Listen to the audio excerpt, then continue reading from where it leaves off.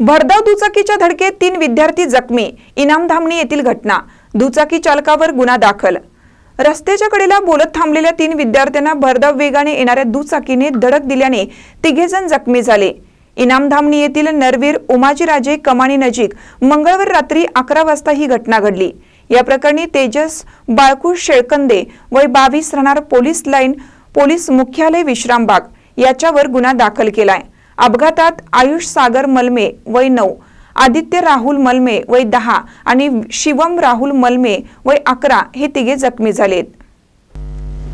याबाबत सागर सर्जेराव मलमे राहणार इनामधामणी यांनी सांगली ग्रामीण पोलीस ठाण्यात फिर्याद दिली आहे। संघटनेची माहिती अशी की फिर्यादी सागर मलमे यांचा मुलगा आयुष, पुतण्या आदित्य आणि शिवम असे तिघे जण रात्रीच्या सुमारास फिर्यादी सागर यांच्या घरासमोर एकमेकाशी बोलत थांबले होते। त्यावेळी संशयित तेजस शेळकंदे हा दुचाकीवरून क्रमांक MH10CE 7659 भरधाव वेगाने तेथून निघाला होता। निष्काळजीपणे वाहन चालवल्याने त्याची दुचाकीची धडक 3 विद्यार्थ्यांना बसली।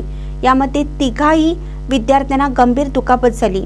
तसेच दुचाकीचे देखील 10,000 रुपयांचे नुकसान झाले आहे। महानकरी न्यूजसाठी आदी माने, मिरज। ताज्या बातम्यांसाठी महानकरीला सबस्क्राइब करा आणि बेल आयकॉनला क्लिक करा।